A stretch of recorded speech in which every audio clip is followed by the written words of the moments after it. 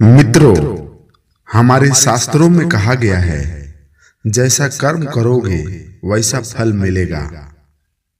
मनुष्य अपने कर्मों से ही महान बनता है या पतन की ओर चला जाता है।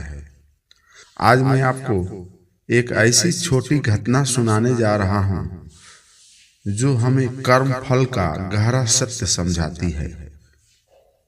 बहुत समय पहले की बात है। देव ऋषि नारद और ऋषि अंगिरा कहीं जा रहे थे। रास्ते में उन्हें एक मिठाई का दुकान दिखाई दी। दुकान के बाहर ढेर सारी जूठी पतले पड़ी थी। इन्हीं पतलों पर मिठाई के कुछ टुकड़े बचे हुए थे। तभी वहां एक भूखा, कमजोर और प्यासा कुत्ता आया। वह बेचारा भूख से तड़प रहा था। जैसे ही उसने जूठी पतलों पे भोजन करने की कोशिश की, तभी दुकानदार बाहर निकला और डंडे से मारकर उसे भगा दिया। कुत्ता कराहता हुआ भाग गया। ऋषि अंगिरा ने देखा, नारद जी के होठों पे हल्की मुस्कान तैर गई। वे चकित हुए। भगवान, आप मुस्कुरा रहे हैं? यह तो अत्यंत दुखद दृश्य है। नारद जी ने गंभीर स्वर में कहा, ऋषिवर, जो आप देख रहे हैं उसके भीतर कर्म का एक गहरा धागा छिपा है। यह दुकान उसी मनुष्य की थी जो पिछले जन्म में अत्यंत कंजूस था। जीवन भर धन जोड़ा पर भूखे को रोटी न दी, गरीब को मिठाई का एक टुकड़ा तक नहीं। जो भी मांगने आया उसे डांटा, अपमानित किया और भगा दिया। आज नियति का चक्र घूम चुका है। मृत्यु के बाद वही मनुष्य कुत्ते की योनि में आया है और यह जो डंडा उठाकर भगा रहा है, यह उसी का बेटा है। वही दुकान, वही चौखट, वही आंगन, पर पहचान खो गई।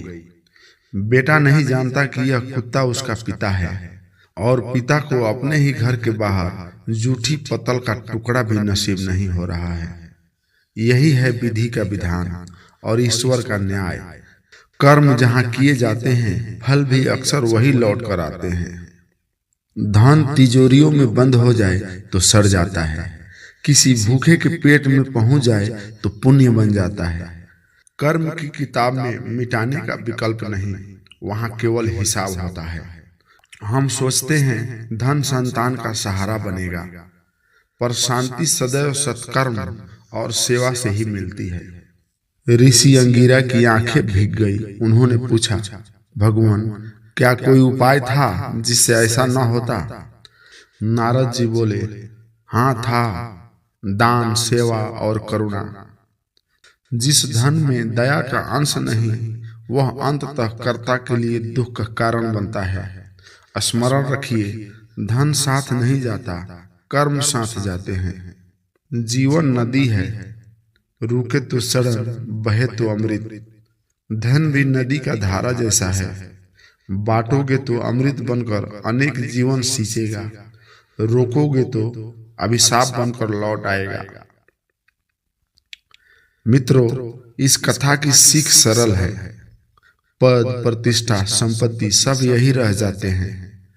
आगे चलता है तो आपका चरित्र और आपके कर्म।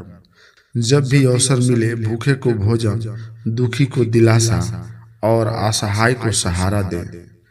हर दिन एक छोटा सा सत्कर्म कल का बड़ा सहारा बनता है। ईश्वर न्यायकारी है, पर वह करुणा से भी अपना द्वार खोलता है।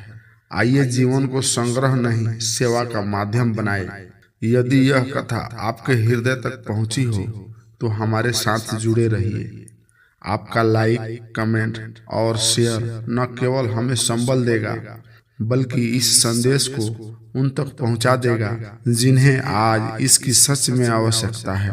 और हाँ, इस चैनल को सब्सक्राइब जरूर कीजिए ताकि अगली प्रेरणादायक कथा सबसे पहले आप तक पहुंचे।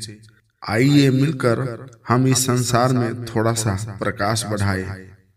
जय श्री राधे कृष्णा।